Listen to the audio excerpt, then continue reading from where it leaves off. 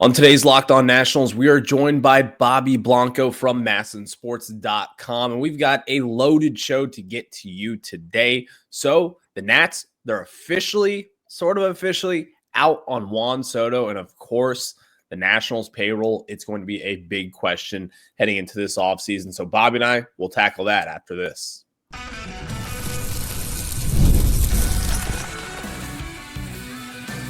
You are Locked On Nationals, your daily Washington Nationals podcast, part of the Locked On Podcast Network, your team every day.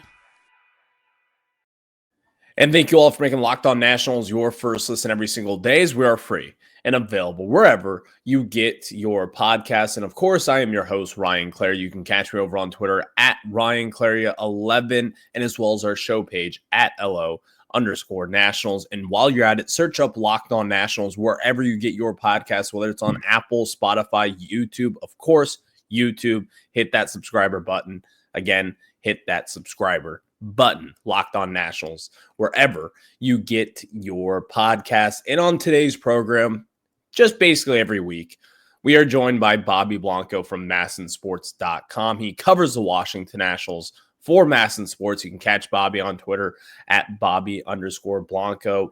Before we get into it today, Bobby, though, today's episode is brought to you by FanDuel, and you can start the season with a big return on FanDuel. New customers can place a $5 bet. You'll get started with $150 in bonus bets if you win your first $5 bet. Just visit FanDuel.com to get started. So, Bobby, first and foremost, the day before Thanksgiving, how are you, my friend? Hey, I'm doing great, Brian. Happy day before Thanksgiving Day. Happy day. That's a deep cut. That's a deep cut there.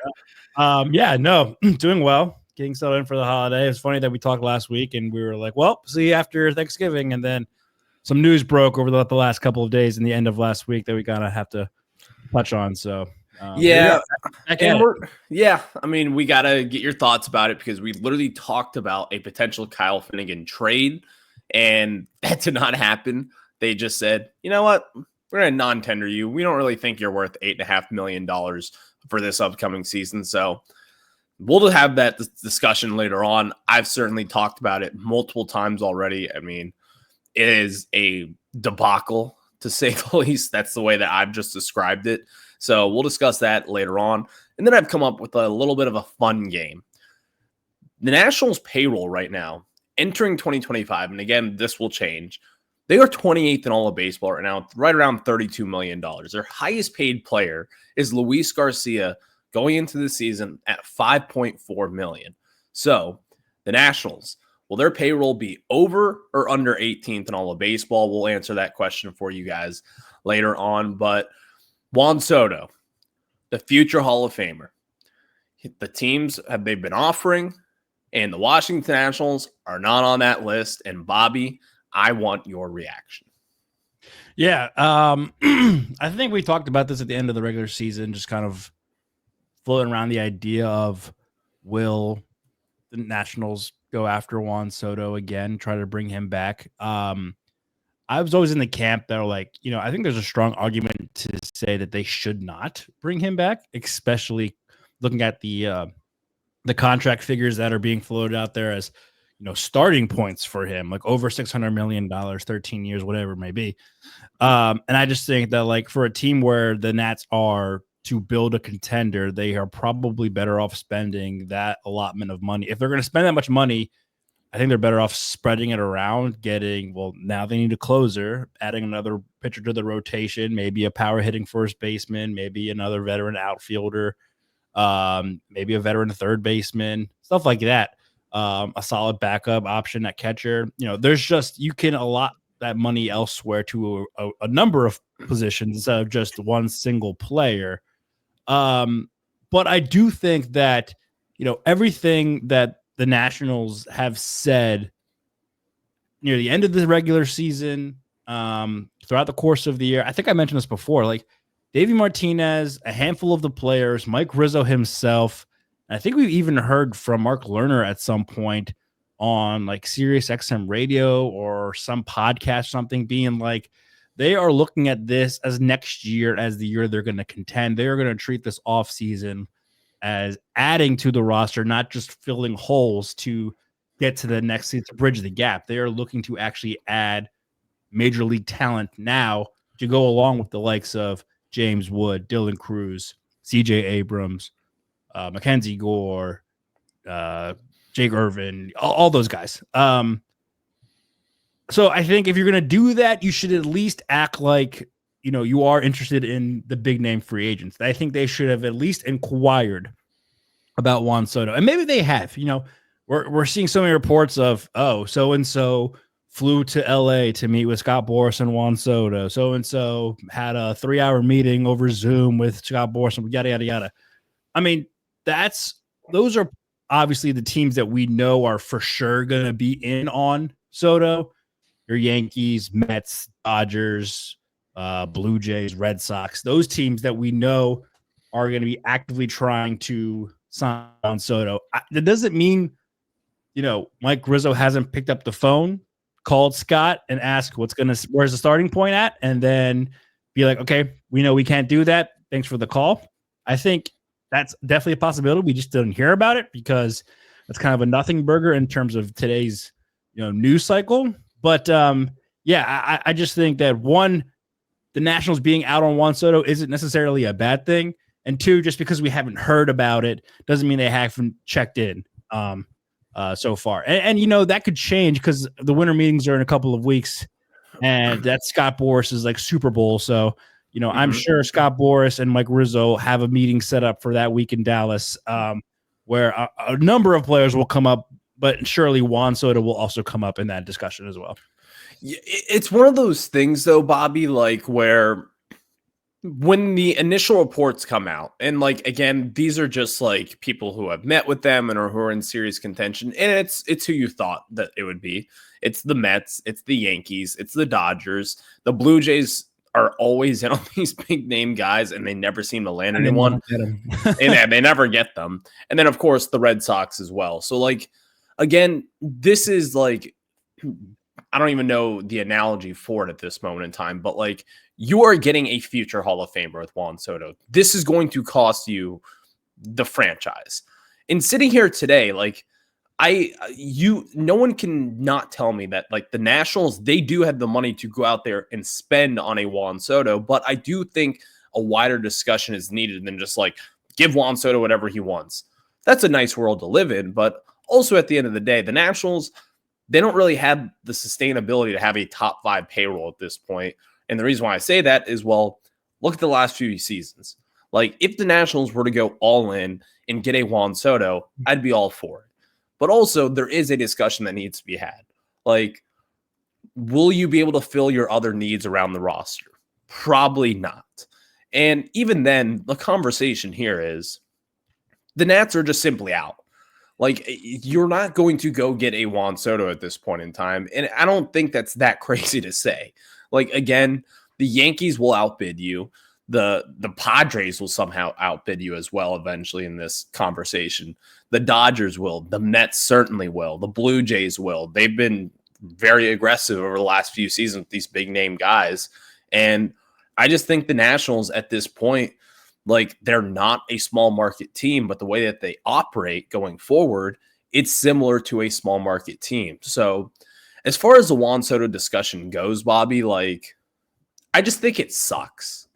It just kind of sucks, man. Like, there's really no other way to put it. That, like, you had Juan Soto in your building. He helped you win a World Series. I mean, the trade itself is like, you look back on it and it's like a grand slam for this Nationals team. I mean, it's completely flipped the organization. And if they never made that trade, we would be in a terrible situation right now as far as the rebuild goes. Like, you'd be looking at another 4+ seasons until you maybe contend. I mean, that is how bad the farm system was. You just did not have the assets to, number one, contend early on, like in the mid 2020s. We'd be talking about like maybe 2028, but probably like 2030. That's how bad this organization was. And so overall, though, like with the DeSoto discussion here, I think I'm just like upset that we're not even one of like the main teams at this point, because like, you're right. I'm sure Rizzo will take a meeting and just be like, hey, Scott, what is it going to take? He's going to tell him what it takes and be like, all right, no, thank you. because we just don't have that money at this point. And we don't know what the budget is. The Nationals have been in on some names early on here. I mean, you've seen Alex Bregman, Pete Alonso, certainly Christian Walker, and names similar of that caliber, but it's unfortunate, man. I don't know what else to say after that.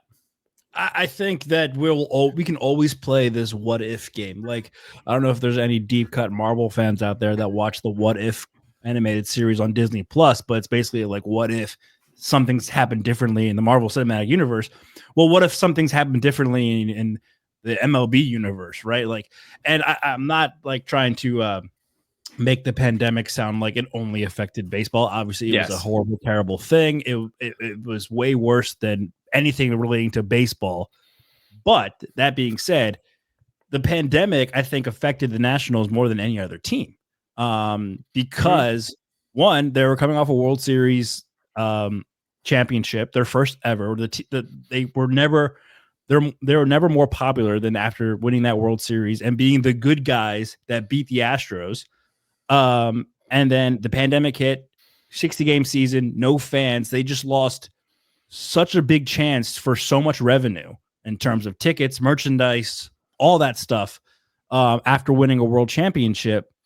And then also, especially with the Lerner family, specifically how they make their money in terms of real estate. I mean, the real estate market just completely crashed during the pandemic, and they were hit really hard in terms of how they make their money. And then they can then infuse that cash into the team. So, we'll always play that what if, the pandemic doesn't happen. The Nationals celebrate 2021. They have their victory lap. They play pretty well. Or 2020, I'm sorry.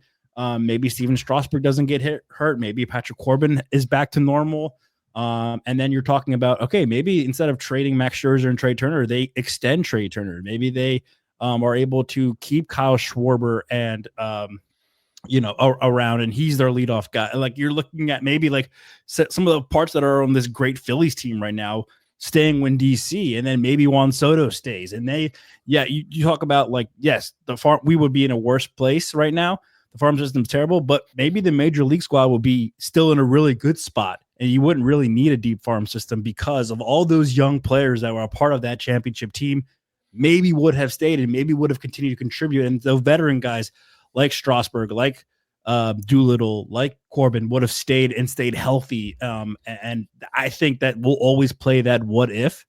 But that's fair. It is kind of just a bummer where, I mean, you got to play the cards you're dealt. Here we are. And yes, the Juan Soto deal is a bummer for Nationals fans.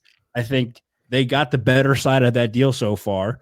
Padres haven't won a championship. Juan Soto's been traded again. So you can't really, fault the Nationals for that. No. And Juan's done well personally. And I think Juan will always be loved in this city. I think every fan, no matter who he plays for, even if it's the Yankees, is going to root for Juan Soto on a personal level. So, yeah, I mean, it is a bummer, but here we are. Should the Nationals be in on Juan Soto? It would be a nice story. I just think it's probably unrealistic and maybe not even that smart business sense-wise. Yeah, I agree with that. And you know what, Bobby? Let's get into this a little bit. Oh, geez. It's the day before Thanksgiving. I think my brain might be checked out. But let's get into this. I thought about this yesterday, Bobby, and I texted you about it. And the Nats payroll. Sitting here today, you are 28th in all of baseball. You're right around $34 million entering 2025. The Nationals, they've got money to spend. We just talked about it. The A's are dead last per usual with a $4.5 million payroll entering this season. This may not be 100% updated yet, but still the placing is just about right. And you have the Marlins at 17.3 million, or I'm sorry, 31.5 million. And then the Nats are at 28th with 32.2 million. Will the Nationals have a MLB payroll over or under 18th in all of baseball? We'll discuss that after we tell you about our friends over at FanDuel, and get ready to tackle the NFL action with FanDuel, America's #1 sportsbook, because right now new customers can bet $5 and get $150 in bonus bets if you win. And the FanDuel Sportsbook app gives you everything you need to place live bets on the NFL all in one place. You can get a hunch in the middle of the game. You can check out the latest stats, view live play-by-play, and so much more on the same page where you place your bets. Just visit FanDuel.com to join today, and you'll get started with $150 in bonus bets if you win your first $5 bet. That is FanDuel.com. Never waste a hunch and make every moment more with FanDuel, the official sportsbook partner of the NFL. And now we get back into it, discussing the Nationals, Bobby. Over under 18th in all of baseball. Where will their payroll be entering 2025? Yeah, it's you mentioned the numbers right before that break. I want to be optimistic and say it will be higher. I think it's going to increase. It has to increase. They can't enter this season with what they have right now. There are just too many holes left on that roster. And, coming off that Juan Soto discussion, maybe they too take that allotment that maybe would have gone to one player and spread it around. And I mentioned the positions that they should spread it around to in an ideal scenario. So that obviously will increase. I mean, think about this, Ryan, like just to kind of tie it back in to the first topic, like instead of signing Juan Soto, what if they went after a Corbin Burns, a Christian Walker, and then like I don't have the list in front of me, but like a, second tier closer to add to this roster, all for, a quarter or a third of the price that Juan Soto would cost.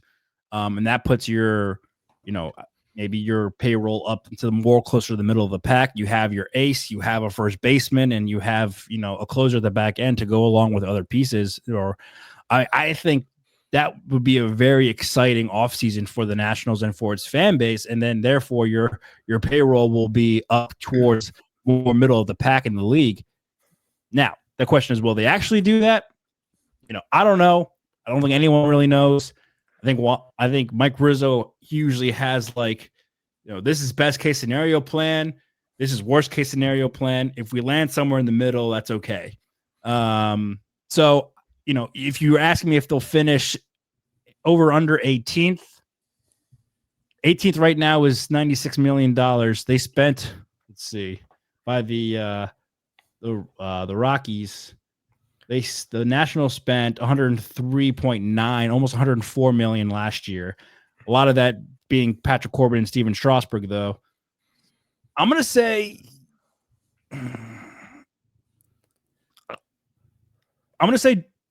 over, but just barely, like 17th. Okay. So you think it's 17th? I think they'll crack the top 18, but they'll be at 17. Okay. I think that if you're Mike Rizzo, the Lerner family, if you do not spend money, I think also you're at risk as a team, as an organization, of losing a big portion of this fan base and your supporters. Yes. If you don't add this offseason. Add somebody, kind of like that. Remember the Titans, push them, pull them, do something. You got to do something to entice this, because like we just talked about, there hasn't been as much excitement in this team since the World Series because of James Wood, because of Dylan Cruz, because of CJ Abrams, all those guys. Add something to generate some excitement in this fan base and get guys butts and seats at Nationals Park. You know what? Here's my thing, Bobby. I'm going to take the under. I think the Nationals will be right around 24th in all of baseball as far as payroll goes. At this point, I don't even know if we go after a Christian Walker type.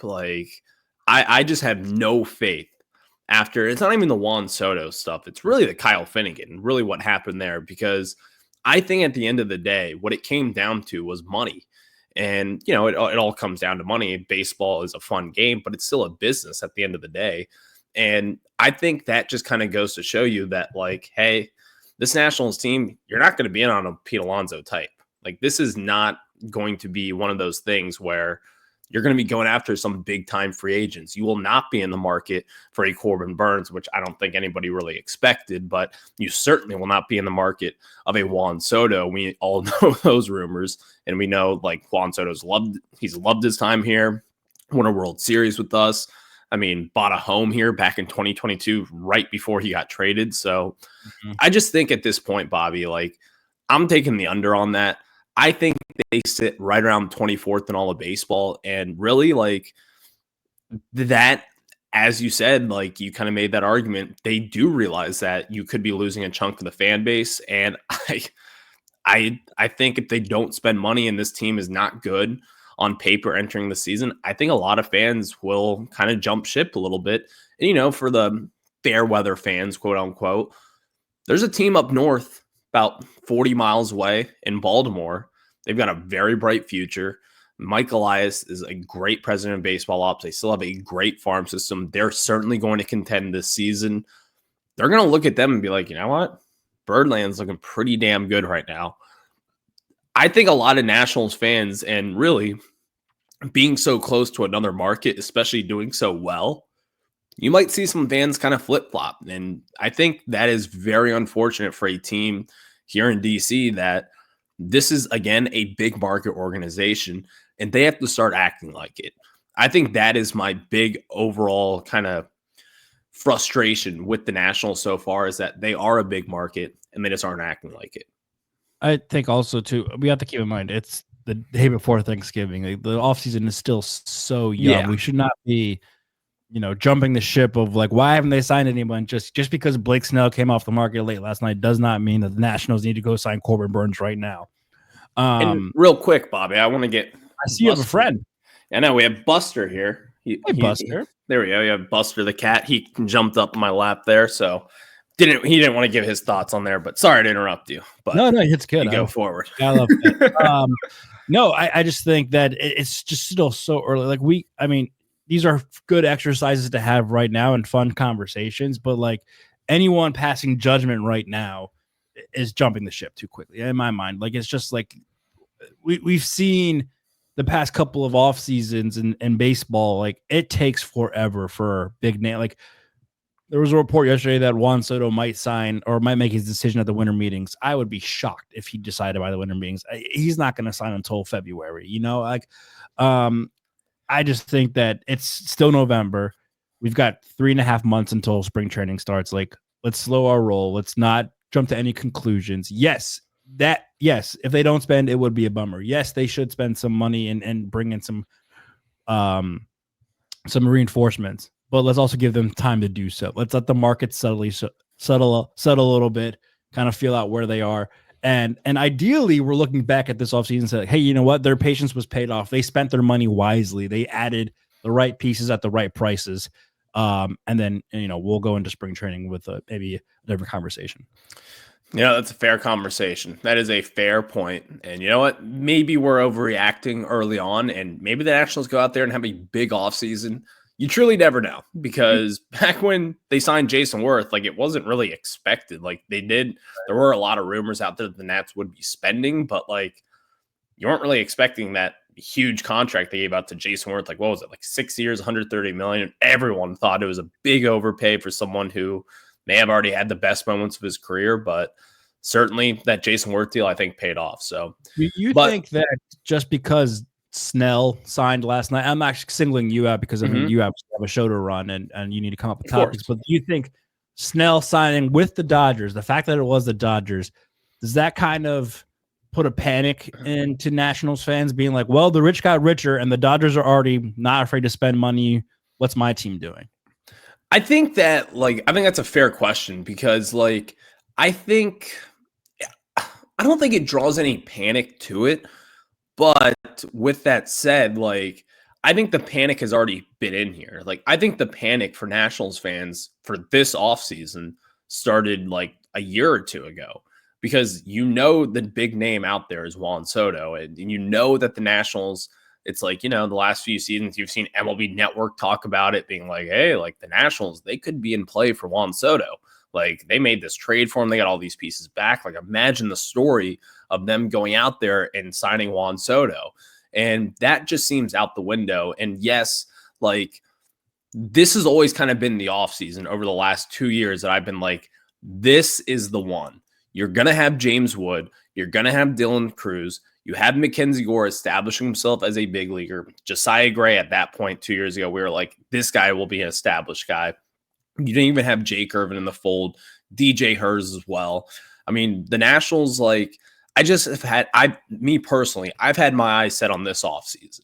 Yeah. And like this is the time where it's like, okay, learners, this is when you go out there and you spend your money. And I just don't really think that's the case at this point. So I do think the Snell effect of last night, having him sign a long-term deal with the Dodgers, I mean, that's, doesn't help your situation here. But yeah, I just wonder, because I think a lot of people are looking at this offseason too. Yes, because of Juan Soto, but I think more so because this season was better than expected. I know they finished the same record as the year before, but with James and Dylan coming up and Mackenzie Gore and Jake Irvin, like I think it was more like, okay, this team is actually closer than we thought. So this is an important offseason. And I just think, maybe some people are overreacting because, the Dodgers are spending money again. If the Nationals don't start spending now, they're not going to keep up. It's like, well, no, they're not supposed to keep up with the Dodgers. Like only the Yankees can and the Mets can really do that. So like, I think they're just completely separate things. Like I'm not overreacting to the Nationals not signing anyone just because the Dodgers got Blake Snell, who the Nats probably weren't in on anyways. Yeah.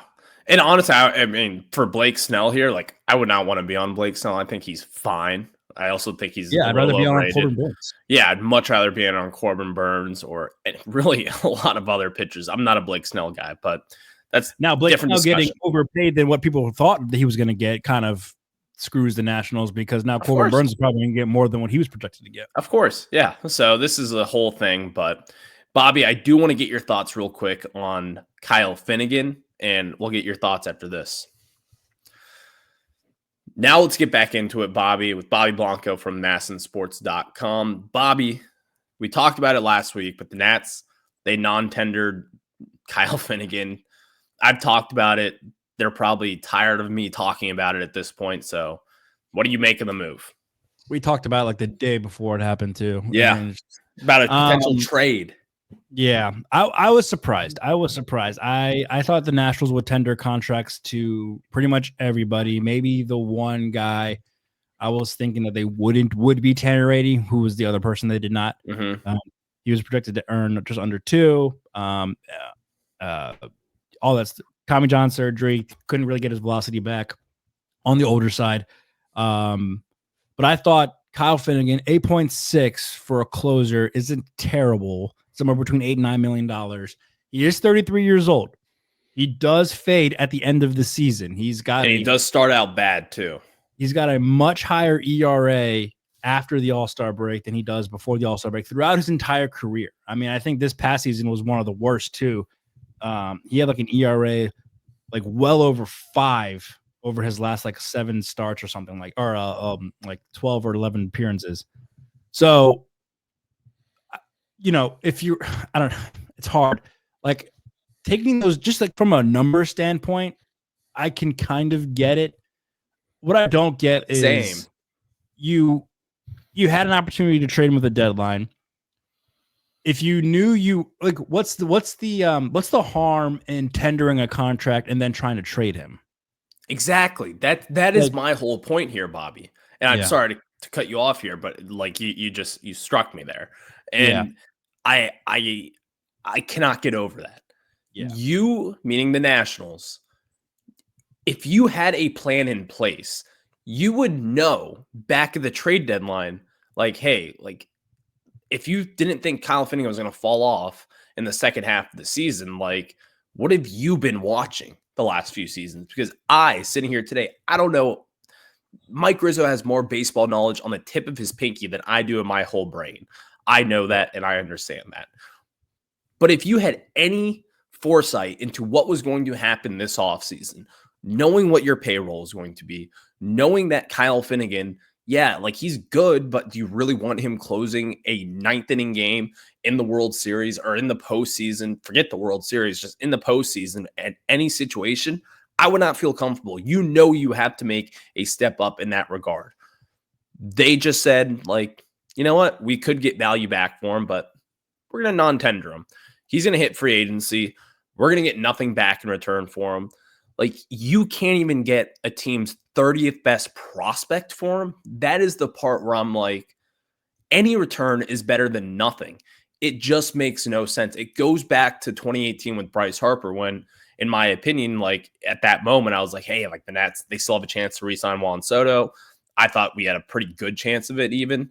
And the Nationals decided to not trade him away. And so you got back nothing in return for him. I mean, it just doesn't make sense to me, Bobby. That's that. I think, just looking at, I think I think it's with the numbers really for them. And it comes to both his stats and his payroll. And I don't know. I flip back and forth so much. Like looking at, like there were 11 closers entering last season, like 2024 spring training, with earning $10.5 or more million. And so I think Kyle Finnegan finishing with the third most saves in the major leagues, even though he does struggle in the second half, $8.5 or between $8 and $9 million isn't nothing that much. And considering how little the rest of the payroll is, like you're still, I mean, if you add his if you add $9 million to the Nationals payroll, they're still 28th currently. You know, they wouldn't even catch the White Sox. They would barely catch them. So it's like, I don't know. Like, I think there's no harm in, because also too, there's no harm in tendering him a contract, whatever it is, let's just say 8.6. That's what MLB trade rumors had. And then you go to the winter meetings and be like, hey, he's available. I mean, this is a proven closer who, you know, maybe just needs a little workload taken off of his, you know, shoulders.